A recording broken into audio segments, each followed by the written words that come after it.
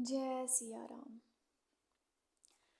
वाल्मीकि जी, नारद जी और अगस्त्य जी ने अपने अपने मुखों से अपनी होनी मतलब जीवन का वृतांत कही है। जल में रहने वाले, जमीन पर रहने वाले और आकाश में विचरने वाले नाना प्रकार के जड़ चेतन जितने जीव इस जगत में हैं, उनसे उनमें से जिसने जिस समय जहाँ कहीं भी जिस किसी यत्र से बुद्धि, कीर्ति, सद्गति, विभूति मतलब ऐश्वर्य और भलाई पाई है, सो सब सत्संग का ही प्रभाव समझना चाहिए। वेदों में और लोक में इनकी प्राप्ति का दूसरा कोई उपाय नहीं है।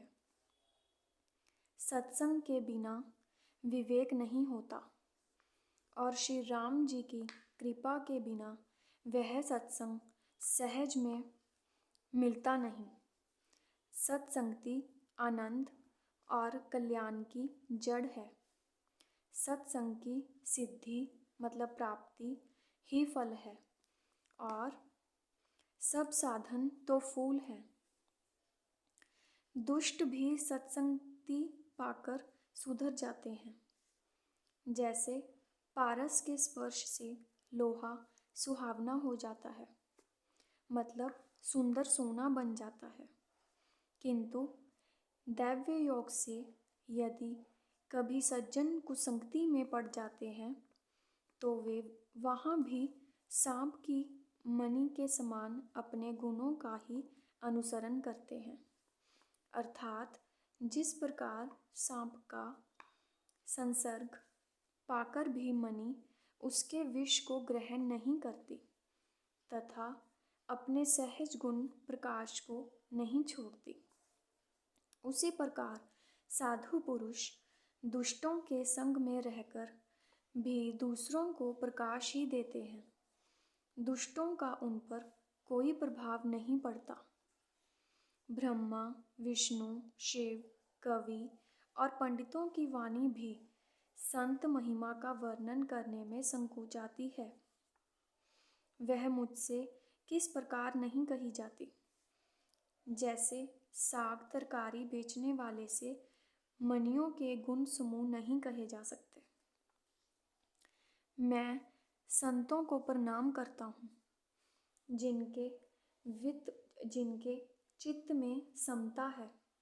समता मतलब संतुलन, जिनका ना कोई मित्र है और ना शत्रु। जैसे अंजलि में रखे हुए सुंदर फूल, जिस हाथ ने फूलों को तोड़ा और जिसने उनको रखा, उन दोनों ही हाथों को समान रूप से सुगंधित करते हैं।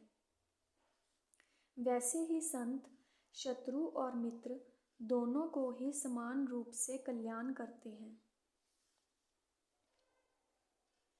संत सरल हृदय और जगत के हितकारी होते हैं। उनके ऐसे स्वभाव और स्नेह को जानकर मैं विनय करता हूँ। मेरी इस बाल विनय को सुनकर कृपा करके श्री राम जी के चरणों में मुझे प्रीति दें।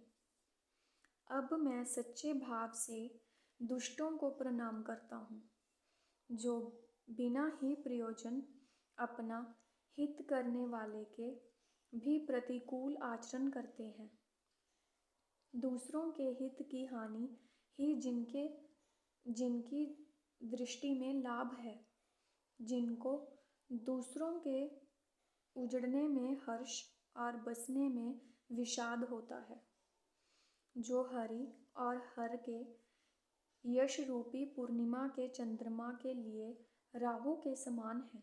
अर्थात जहाँ कहीं भगवान विष्णु या शंकर के यश का वर्णन होता है, उसी में वे बाधा देते हैं और दूसरों की बुराई करने में सहस्त्र बाहु के समान वीर हैं, जो दूसरों के दोषों का हजार आँखों से देखते हैं और जो दूसरों के दोषों को हजार आँखों से देखते हैं और दूसरों के हित रूपी घी के लिए जिनका मन मक्खी के समान है, अर्थात जिस प्रकार मक्खी घी में गिरकर उसे खराब कर देती है और स्वयं भी मर जाती है, उसी प्रकार दुष्ट लोग दूसरों के बने बनाए काम को अपनी हानि करके भी बिगाड़ देते हैं।